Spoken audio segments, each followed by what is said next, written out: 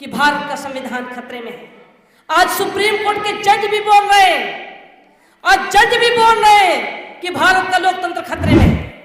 भारत का विपक्ष भी बोल रहा है कि भारत का संविधान खतरे में है, लोकतंत्र खतरे में है, आजादी खतरे में है। लोकसभा में बाबा साहब डॉक्टर भीमराव अंबेडकर जी का रखा हुआ संविधान है और उस संविधान को बदलने की साजिश किया।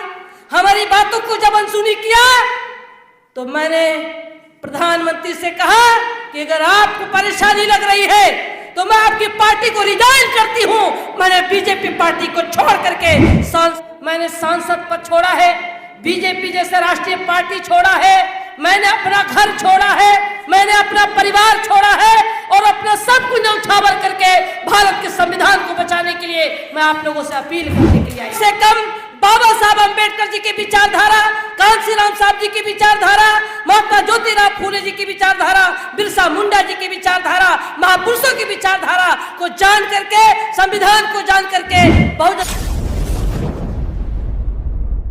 हम खबरें दिखाएंगे आपको देश दुनिया की, राजनीति की, खेल की, क्राइम और मनोरंजन की सभी छोटी बड़ी खबरें। देखते रहिए लाइव 11 न्यूज, सिर्फ लाइव 11 न्यूज।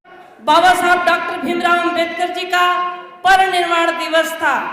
आज उनकी श्रद्धांजलि सभा में हम सब लोग यहाँ उपस्थित हुए हैं।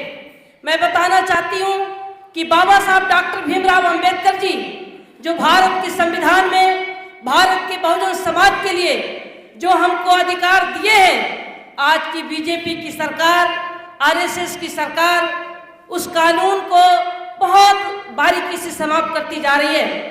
जब मैं 2014 में सांसद बनकर के लोकसभा में पहुंची तो कुछ दिन तो मुझे लगा समझने में, और जब मैं समझ पाई कि बीजेपी आरएसएस की सरकार भारत के संविधान को खत्म करना चाहती है, संविधान में दिए गए कानून को बदलना चाहती है, आरक्षण को खत्म करना चाहती है, और उस बैठक से लौटने के बाद मैं अपने गुरु माननीय छेबरनाथ कनौजिया जी से आकर के मैंने बताया कि आज की बैठक में मोहन भागवत उस बैठक में आए हुए थे और उस बैठक में ये तय हुआ है कि भारत का संविधान आरक्षण को हम ऐसा समाप्त करेंगे कि रहना न रहना बराबर होगा। उसी दिन हमारे गुरु छेबरनाथ कनौजिया जी ने मुझसे कहा कि आज से तुमको यह तय करना होगा कि तुम सांसद रहो न रहो, लेकिन संविधान को बचाने के लिए, लोकतंत्र को बचाने के लिए, बहुजन समाज को बचाने के लिए तुमको सदन से लेकर सड़क तक आवाज उठानी होगी। साथियों, मैं बताना चाहती हूँ कि तभी से 2017 से मैं निरंतर संविधान को बचाने के लिए, लोकतंत्र को बचाने के लिए, आजादी को बचाने के लिए सदन से लेकर सड़क तक आवाज उठा रही हूँ। 6 दिसंबर 2017 को मैं बहराइच के नानपारा में लाखों बहुजन समाज के लोगों को इकट्ठा करके और वहीं से आंदोलन का बिगुल फूंका था, और उस कार्यक्रम के मुख्य अतिथि शिष्टा के संस्थापक माननीय आर.एस. राम साहब जी को हमने अतिथि के रूप में, मुख्य अतिथि के रूप में मैंने बहराइच बुला करके और वहीं से आंदोलन की शुरुआत की थी। साथियों, मैं बताना चाहती हूँ कि आज हमारा भारत का संविधान, बहुजन की आजादी, बहुजन समाज का आरक्षण ये खतरे में है। ये लोग आज आवाज उठा रहे हैं, आज बोल रहे हैं, लेकिन मैं 2016 से लगातार मैं आवाज उठा रही हूं कि भारत का संविधान खतरे में है। आज सुप्रीम कोर्ट के जज भी बोल रहे हैं, आज जज भी बोल रहे हैं कि भारत का लोकतंत्र खतरे में है। भारत का विपक्ष भी बोल रहा है कि भारत का संविधान खतरे में है, लोकतंत्र खतरे में है, आजादी खतरे में है। जागो साथी, कब जागोगे? जब सब कुछ खत्म हो जाएगा तब जागोगे। हमारा सब कुछ खत्म हो जाएगा तब जागोगे। समय रहते जागो, और नहीं जगे तो 2024 के बाद हम सब गुलाम हो जाएंगे, हमारा संविधान, लोकतंत्र, आजादी खत्म हो जाएगी। बहुत बड़ी साजिश हो रही है। अभी आप बाबा साहब अंबेडकर जी का फोटो देख रहे हैं सामने। बाबा साहब अंबेडकर जी लोकसभा की तरफ उंगली उठा करके और भारत के बहुजन समाज के लोगों को बता रहे हैं, क्या है भारत के बहुजन समाज के लोग, भारत के दिल्ली के लोकसभा की कुर्सी पर प्रधानमंत्री के कुर्सी को कब्जा करके भारत के संविधान को लागू करा देना, और जिस दिन भारत का संविधान लागू हो जाएगा उस दिन सामाजिक आर्थिक राजनीति में सबको बराबर का हक मिल जाएगा।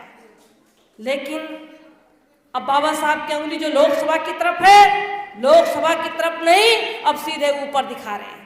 आप सामने देख लीजिए, जितनी भी फोटो आपको देखने को मिलेगी ये सब लोकसभा की तरफ नहीं बल्कि ऊपर उंगली उठा के बता रहे हैं ये साजिश है, ये भी साजिश है।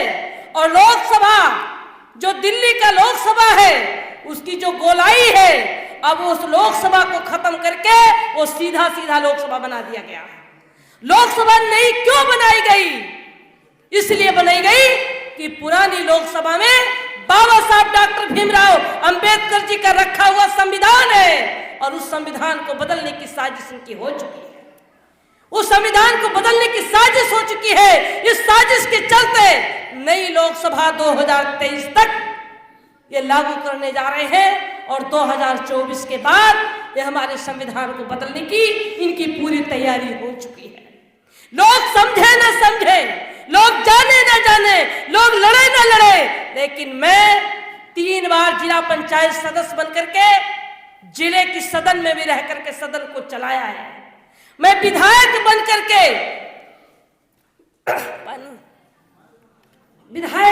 के मैं विधानसभा का भी सदन मैंने देखा है। मैं विधानसभा की सदन मैंने देखा है और सांसद बनकर के लोक सदन में भी रही हूं। यार गर्म पानी ले आओ ना। लोकसभा की सदन मैंने देखा है। लोग टीवी पर सुनते होंगे, सोशल मीडिया पर देखते होंगे, लेकिन जिस सदन में कानून को बदला जाता है, कानून को बनाया जाता है, उस सदन में मैंने देखा है कि बाबा साहब अंबेडकर जी का दिया गया कानून आज उस संविधान में बदला जा रहा है। वो कानून बदला जा रहा है, वो आज़ादी खत्म की जा रही है, जिसको लेकर के जब मुझे लगा कि हमारा भारत का संविधान खतरे में है, आरक्षण खतरे में है, तो मैं सदन से लेकर सड़क तक मैंने आंदोलन की शुरुआत कर दी।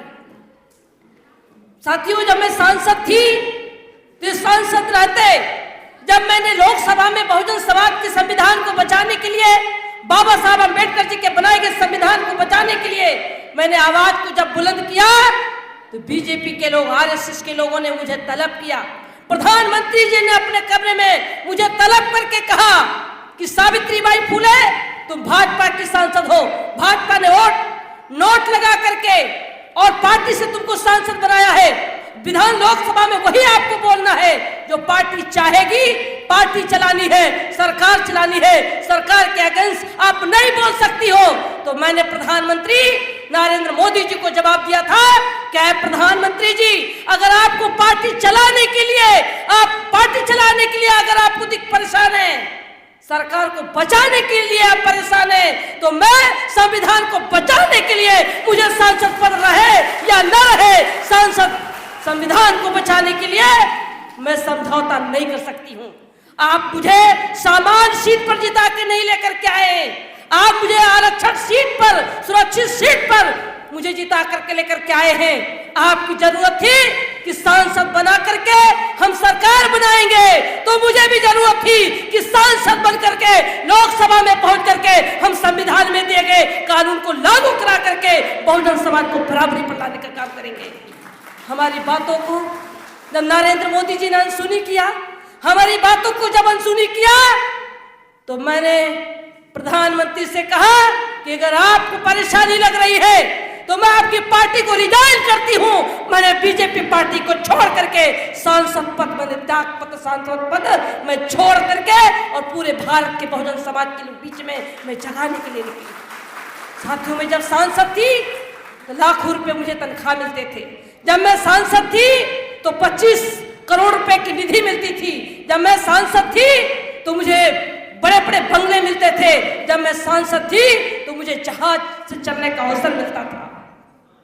लेकिन एक छोटा सा पद कहा जाए, एक छोटी सी नौकरी कहा जाए छोड़ दो, कोई छोड़ेगा? किसी से कहा जाए प्रधान पद छोड़ो, छोड़ेगा? लेकिन मैंने सांसद पद छोड़ा। मैंने सांसद पद छोड़ करके और पूरे भारत में बहुजन समाज के लोगों को जगा रही हूं। साथियों, मैंने सांसद पद छोड़ा है, बीजेपी जैसे राष्ट्रीय पार्टी छोड़ा है, मैंने अपना घर छोड़ा है, मैंने अपना परिवार छोड़ा है और अपना सब कुछ न्यौछावर करके भारत के संविधान को बचाने के लिए मैं आप लोगों से अपील करने के लिए आई हूँ, आप लोगों से निवेदन करने के लिए आई हूँ। पूरे भारत में घूम घूम करके भारत के बहुजन समाज के बीच में मैं जगाने के लिए आई हूँ। भारत में 1,25,000 संगठन बना करके बहुजन समाज के लोग काम कर रहे हैं, अलग अलग जगह पर लोग काम कर रहे हैं।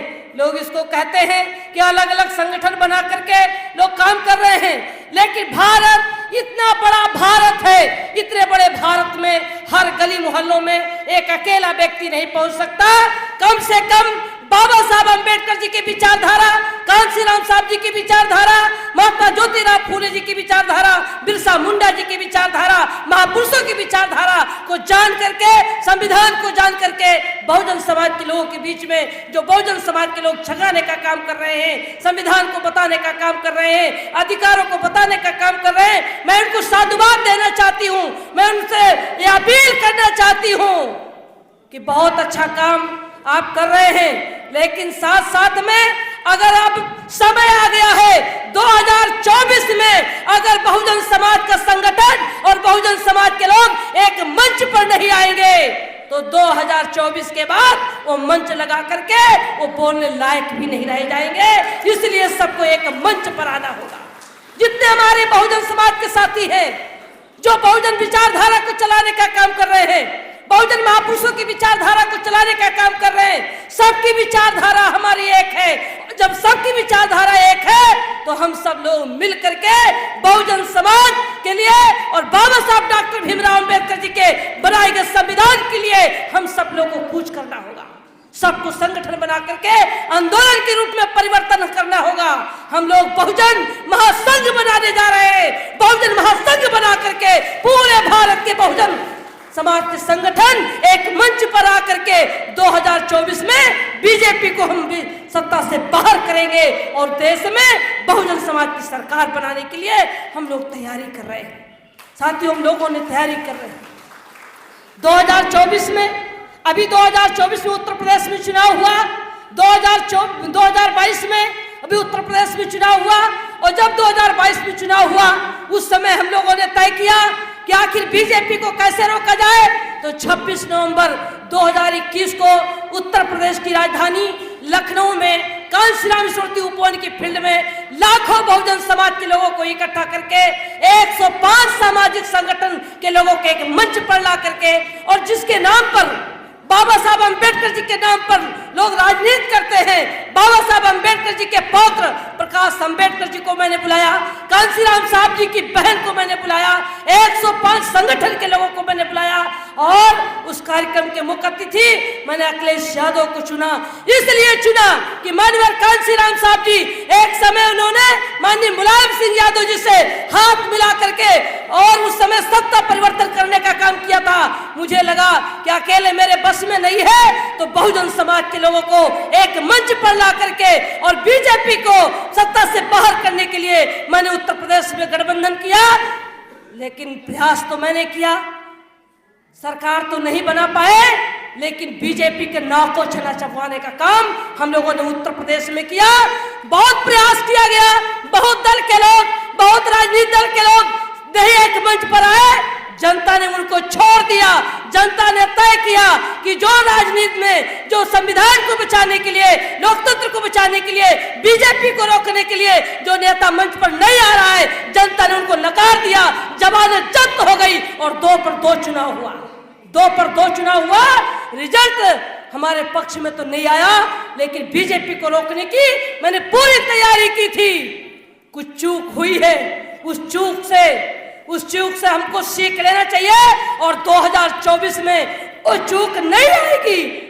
हम उस चूक से सबक लेते हुए 2024 में बीजेपी को सत्ता से बाहर करने के लिए पूरे भारत के बहुजन समाज के लोगों को एक मंच पर लाने के लिए 26 नवंबर 2023 को दिल्ली के रामलीला ग्राउंड में बहुजन महासंघ बना करके पूरे भारत के बहुजन समाज को मैं एक मंच पर लाने के लिए हमारी पूरी तैयारी हो चुकी है।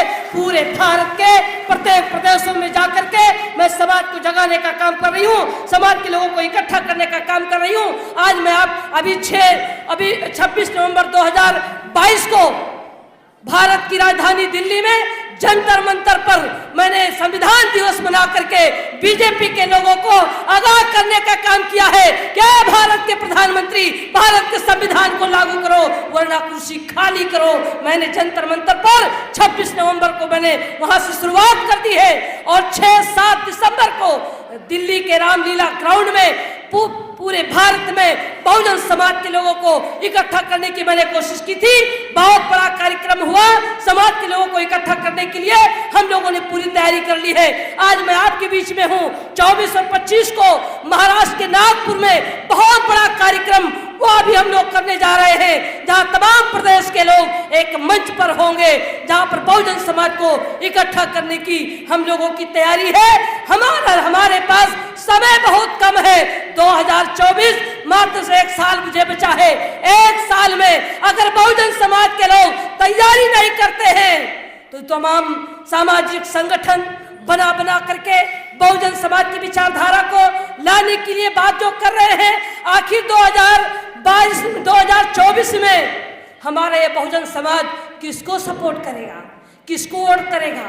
बहुजन समाज तो चाहता है कि बीजेपी सत्ता से बाहर जाए, बीजेपी सत्ता से बाहर जाए। बहुत सामाजिक संगठन के लोग काम तो कर रहे हैं संविधान को बचाने के लिए, लेकिन जब चुनाव आता है तो हमारा वोट तो बिखर जाता है। हमारा वोट इलेक्शन के मौके पर कच्चा दारू कच्चा वोट, पक्का दारू पक्का वोट, मुर्गा दारू खुला वोट पर हमारे गरीबों का वोट चला जाता है। इलेक्शन के मौके पर बीजेपी आरएसएस की सरकार ने एक साजिश के तहत रिफाइंड तेल बंटवा देते हैं, चावल बंटवा देते हैं, गेहूं बंटवा देते हैं, कभी गैस सिलेंडर दे देते हैं, कभी साड़ी बांट देते हैं, कभी कपड़े बांट देते हैं। हमारा वोट चला जाता है, हमारा वोट पट जाता है। साथियों, कांसीराम साहब जी ने कहा था कि बहुजन समाज को कहा था कि बहुजन समाज के लोग अपने वोट की कीमत को पहचानो। अपने वोट की कीमत अपनी माँ बहन बेटी के इज्जत के बराबर अपने वोट को समझना। अगर अपने वोट को बेच दोगे तो गुलाम हो जाओगे। हमारा वोट बिक जा रहा है, हमारा वोट बिक जा रहा है। साथियों, कांसीराम साहब के बताए हुए रास्ते पर आपको चलना होगा। कांसीराम साहब ने कहा था कि अगर ये लोग हमारे बहुजन समाज को ये पैसा देते हैं, खरीदने की कोशिश करते हैं, तो पैसा ले लेना, लेकिन वोट न देना। इनको सबक सिखा देना कि ये बहुजन समाज के लोग बिकाऊ नहीं है। लेकिन आज हमारा समाज, हमारे समाज के लोगों को कैडर के माध्यम से समझाना होगा, कैडर के माध्यम से समाज को जगाना होगा, समाज को बताना होगा। जब तक कैडर नहीं होगा, जब तक गांव गली गलियारों में बहुजन समाज के लोगों को आगाह नहीं करेंगे, एकजुट नहीं करेंगे, उनको समझाने का बात नहीं करेंगे, तब तक के हमारा बहुजन समाज एक मंच पर नहीं आएगा। बहुजन समाज के लोगों को एकजुट होने की जरूरत है। साथियों, मैं जब सांसद थी तो मैं धनबाद आई थी, और जब धनबाद आई थी तो कोल इंडिया की जो कंपनी है, मैं उस कंपनी में मैं गई थी। मैंने वहाँ के अपने बहुजन समाज के लोगों की दशा को देखा है। जो हमारे बहुजन समाज के लोग, जो यहाँ के आदिवासी हैं, हमारे बहुजन समाज के लोग हैं, अनुसूचित जात, जनजात, पिछड़े वर्ग, मुस्लिम समाज, उनकी दशा क्या है? लोग पानी नहीं पा रहे अच्छा से।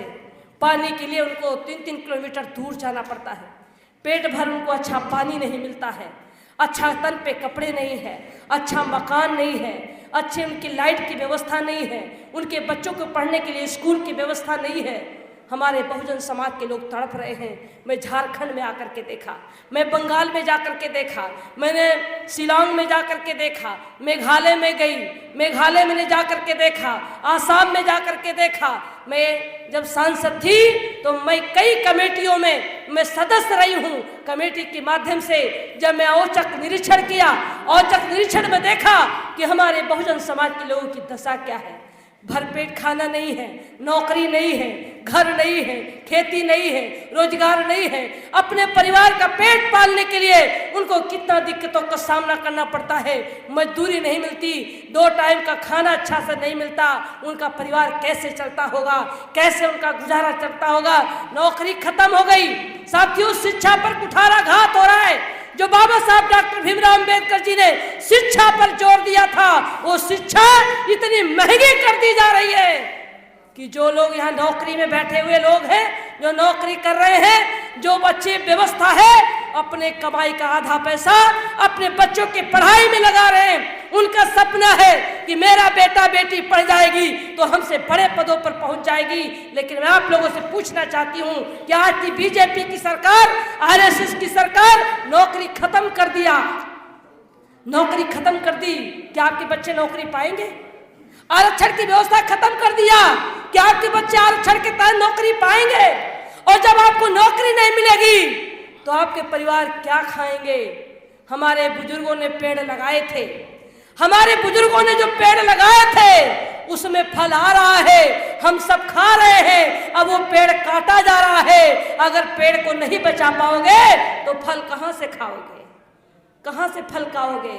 संविधान खत्म हो जाएगा, कानून खत्म हो जाएगा तो आप लोगों को सुविधा कहां से मिलेगी?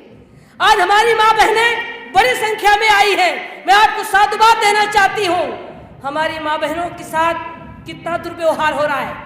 ये बीजेपी की सरकार कहती थी कि बेटी बचाओ बेटी पढ़ाओ, वहीं आज बेटियों के साथ जघन्य अपराध हो रहे हैं। हमारी माँ बहन घर से बाहर जाती है, जब तक घर वापस नहीं आ जाती तब तक माँ बाप कहाँ पे रहते हैं कि पता नहीं बेटी के साथ, बहन के साथ, पत्नी के साथ कौन सा दुर्व्यवहार रास्ते में हो गया होगा। बाबा साहब डॉक्टर भीमराव अंबेडकर जी अगर संविधान में कानून नहीं बनाकर महिलाओं के लिए दिए होते तो महिलाओं की दशा क्या होती? अभी एक हमारी बहन आपको गाने के माध्यम से बता रही थी कि यूज करके जूता को जिस तरीके से जूती को फेंक दिया जाता, उस तरीके से हमारी मातृशक्ति को शादी करके लोग लाते, उनको यूज करके उनको छोड़ देते। ये सुविधा किसने दिया? ये बाबा साहब डॉक्टर भीमराव अंबेडकर जी कानून बना करके आपको अधिकार दे दिए कि अगर जो महिला के साथ शादी हुई है, अगर बीच में उसको पूरा जीवन निर्वाह नहीं करते तो उनके खिलाफ दहेज प्रथा का मुकदमा होगा, उनको जेल जाना पड़ेगा। अगर किसी के पति मर जाते हैं, अगर पति नौकरी में है तो उनकी पत्नी को नौकरी मिलेगी। अगर पति के मरने के बाद पत्नी को पेंशन मिलेगी। अगर पति के पास जमीन है, खेत है, मकान है तो पति के न रहने के बाद पत्नी को जमीन विरासत में मिलेगी। ये किसने अधिकार दिया? ये बाबा साहब डॉक्टर भीमराव अंबेडकर जी ने दिया।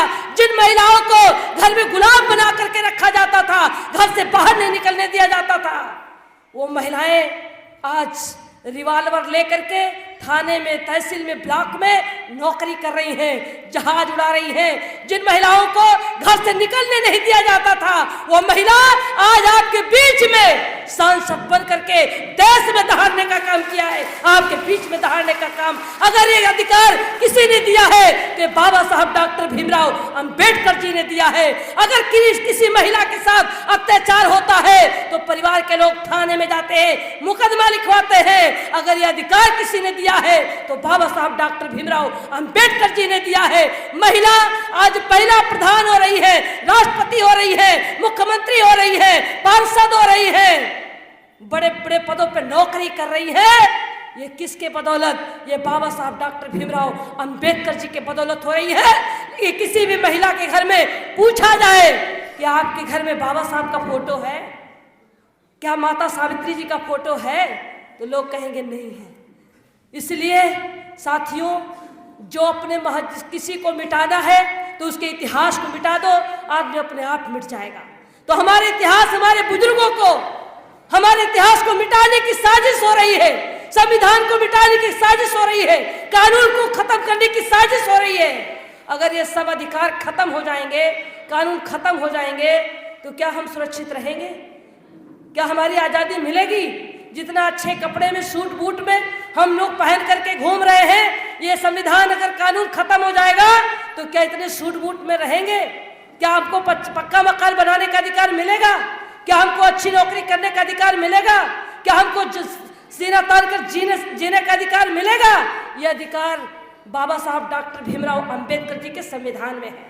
अगर संविधान को नहीं बचा पाए तो हम सब गुलाम हो जाएंगे, हम गुलामी की तरफ चले जाएंगे। इसलिए साथियों, जितनी जिम्मेदारी पुरुष की है उससे कहीं ज्यादा जिम्मेदारी अगर किसी की है तो महिलाओं की है। जिस दिन घरों की महिलाएं निकल करके संविधान को बचाने के लिए, अपनी आजादी को बचाने के लिए, अधिकार को बचाने के लिए सड़कों पर निकल जाएगी, उस दिन मनवादी हिल जाएंगे। मानवर कांशीराम साहब जी जब दिल्ली से निकलते थे और हमारी मातृशक्ति कांशीराम साहब जी के आंदोलन में जब सफेद साड़ी, नीला ब्लाउज पहन करके जब सड़कों पर निकलती थी, डंडे लेकर के दिल्ली रामलीला ग्राउंड में जाती थी, मनवादी हिल जाता था, डर जाता था, दहशत में आ जाता था। वो आंदोलन क्यों रुका? वो आंदोलन क्यों रुका? आखिर वो आंदोलन कब चलेगा? आखिर वो लड़ाई कब होगी?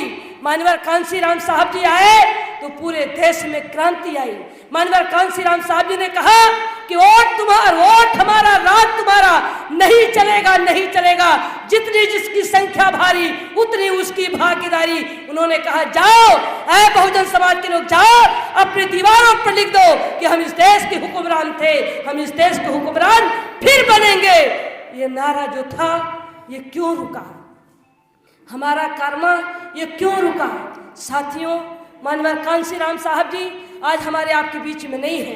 मानवर कांशीराम साहब जी थे तो मानवर कांशीराम साहब जी के आंदोलन, कांशीराम साहब जी की विचारधारा, कांशीराम साहब जी के साथ जो रह चुके हैं, बहुत लोगों ने अपनी नौकरी छोड़ दी, अपना घर छोड़ दिया, अपना परिवार को परिवार न समझकर सामाजिक परिवर्तन के लिए कांशीराम साहब के रास्ते पर कूच कर पड़े, निकल पड़े।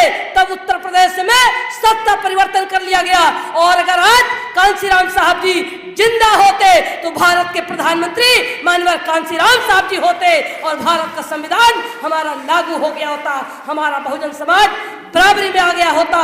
लेकिन आज कांशीराम साहब जी नहीं है, कांशीराम साहब जी नहीं है। कांशीराम साहब जी के न रहने के बाद हम सब उनके अनुयायी हैं, हम कांशीराम साहब जी के अनुयायी हैं, उनकी विचारधारा को मानने वाले लोग हैं। क्या कांशीराम साहब जी की विचारधारा चलनी चाहिए कि नहीं चलनी चाहिए? मैं आप लोगों से पूछना चाहती हूँ, मैं आप लोगों से पूछना चाहती हूँ। एक बार हाथ उठा करके आप लोग बताइए कि विचारधारा चलनी चाहिए कि नहीं चलनी चाहिए? ये विचारधारा चलनी चाहिए तो आखिर में कौन चलाएगा? ये विचारधारा कौन चलाएगा? जो हमको आपको देखना नहीं चाहता वो चलाएगा, जो संविधान को मिटाना चाहता वो चलाएगा, जो हमारे कानून को खत्म करना चाहता वो चलाएगा?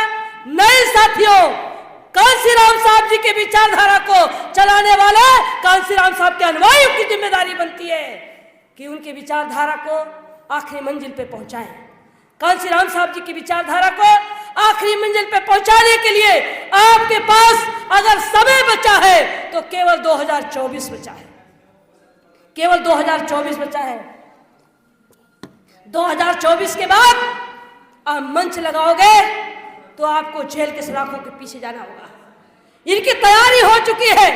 हमारे लोगों को जो आंदोलनकारी हैं, जो लड़ाई लड़ने वाले लोग हैं, जो संघर्ष करने वाले लोग हैं, उनके खिलाफ मुकदमा दर्ज करके और उनको जेल भेजवाना, उनको उत्पीड़न कराना, नौकरी से हटा देना, उनको नौकरियों में परेशान करना, हर तरीके से उत्पीड़न करने की उनकी साजिश हो चुकी है।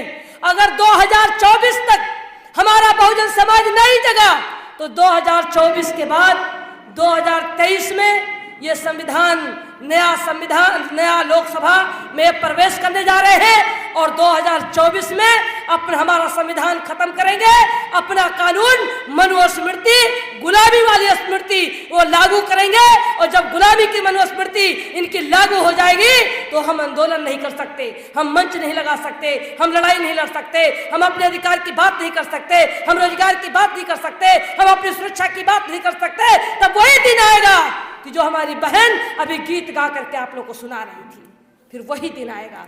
अब समय नहीं बचा है, अब बिल्कुल समय नहीं बचा है।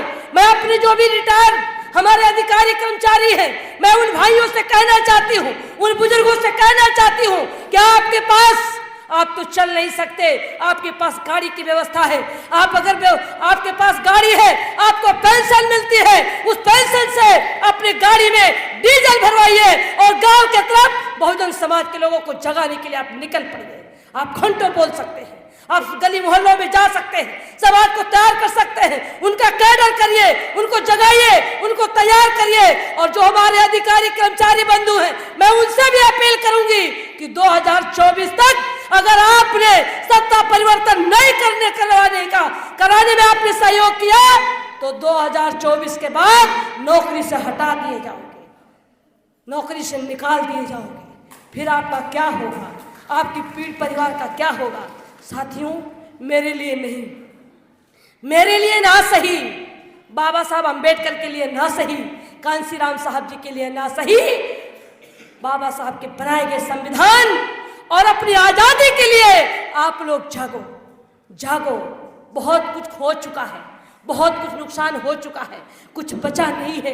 इन बहुजन समाज के लिए कुछ बचा नहीं है। आप नौकरी में हो, गांव से उठकर आए हो, आप बोकारो में बस गए हो, अच्छा कोट पैंट पहन करके अच्छी गाड़ी में चल रहे हो, आपको अच्छा लग रहा है, लेकिन आप पीछे मुड़ करके देखो, अपने परिवार के प्रति, अपने समाज के प्रति उनकी दशा को देखो, उनकी दशा क्या है। अगर आपने लड़ाई नहीं लड़ी तो वही दशा आपके भी परिवार के होने वाली है, आपकी भी बच्चों के होने वाली है। इसलिए अपने बच्चों के लिए, आने वाली पीढ़ी के लिए आपने जो अच्छा घर बनाया है, जो अच्छी प्रॉपर्टी बनाई है, जो अच्छी व्यवस्था बनाई है, जो बच्चों को पढ़ा लिखा करके जो इतना मजबूत बनाया है, उसको बचाने के लिए जागो, उसके बचाने के लिए 24 तक आप लोग तैयार हो जाओ। समाज के लिए आप लोग तैयार हो जाइए और जगह जगह बिना कैडर का कोई काम नहीं हो सकता, एक कैडर होना चाहिए।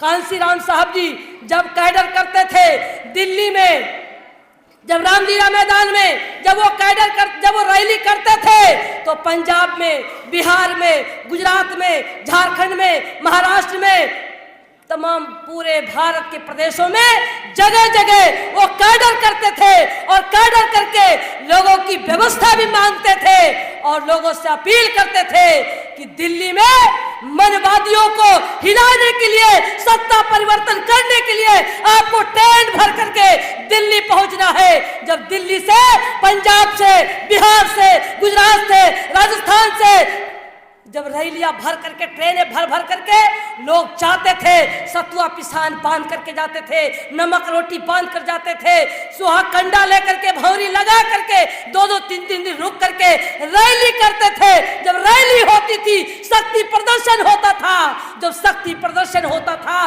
पूरा बहुजन जागता था, तब जाकर के सत्ता परिवर्तन करने का काम माननीय कांसीराम साहब ने किया था। तब राष्ट्रीय पार्टी बना करके बहुजन समाज के लोगों को जगा करने का काम किया था।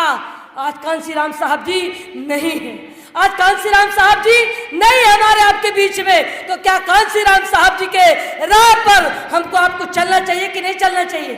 ये जिम्मेदारी निभाना चाहिए कि नहीं निभाना चाहिए? अगर निभाना है तो कब निभाओगे? 24 के बाद? 24 के बाद निभाओगे साथियों? नहीं, समय बहुत कम बचा है। मैं चिंतित हूँ, इसलिए मैं आप लोगों से अपील करने के लिए आई हूँ, इसलिए मैं पूरे भारत में घूम रही हूँ, इसलिए अपने बहुजन समाज के लोगों को जगा रही हूँ, इसलिए कि मैं लोकसभा में रह करके मैंने देखा है कि कानून, हमारा अधिकार, संविधान खत्म हो रहा है।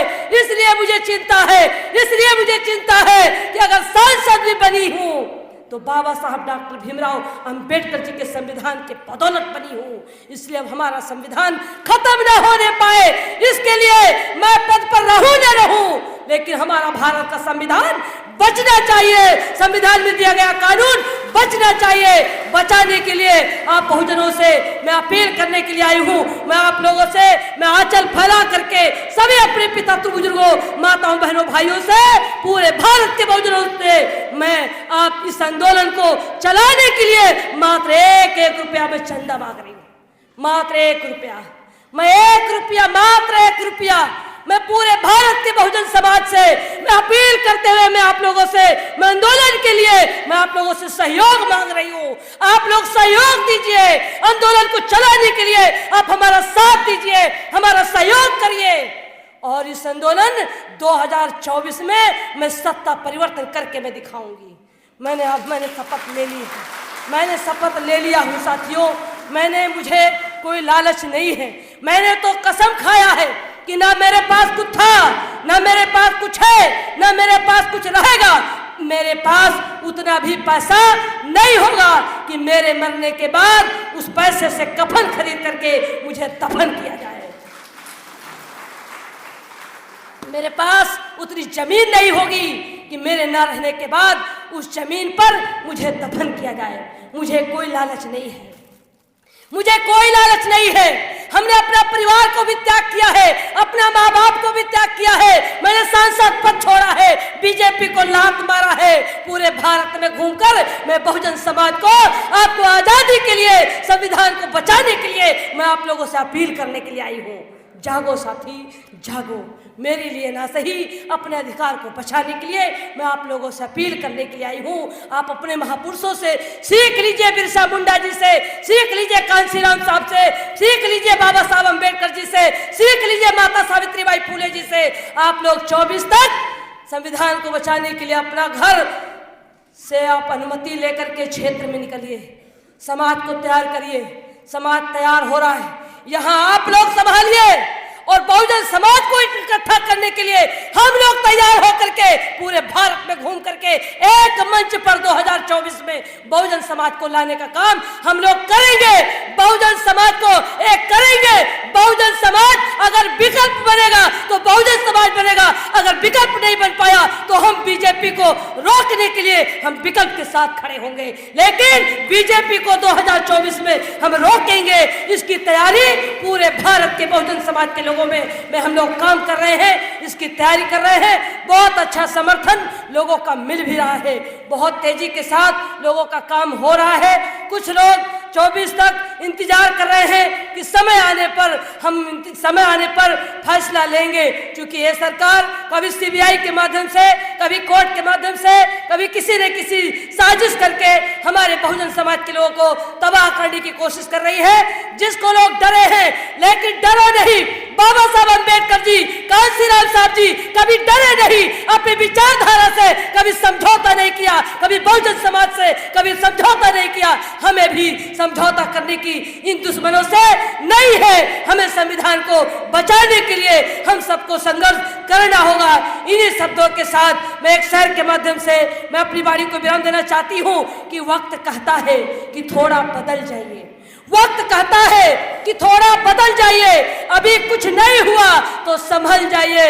घर बना करके जिसको बाबा साहब डॉक्टर भीमराव अंबेडकर जी ने दिया, आज ये पैमान कहता है घर से निकल जाइए। अरे इसका दिया हुआ नहीं, इसका दिया हुआ अधिकार नहीं, ये बाबा साहब अम्बेडकर जी का दिया हुआ अधिकार है।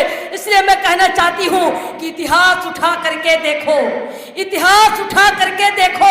ये प्रजातंत्र बस तेरा है। आज जिसके हाथों में सिसक रहा वो बेईमान छलिया और लुटेरा है। आपको धोखा दे करके हमारे संविधान को खत्म करना चाहता है। इसलिए आप लोग को जागना होगा, समाज को तैयार करना होगा, माँ बहनों को निकलना होगा, समाज को जगाने के लिए निकलना होगा। इसलिए मैं आप लोगों से अपील करना चाहती हूँ कि तन बिक रहा है, वो तन बिक रहा है, तन बिक रहा है, वो तन बिक रहा है। ऐ समाज के पिता तो बुजुर्गों, बुरा न मानो तो खोल कर कह दूं, हम लोग आपस में बटे हैं, हम लोग कायदर नहीं करते। इसलिए हमारे आपके तन का कफन बिक रहा है, इसलिए हमारे आपका तन का कफन बिक रहा है।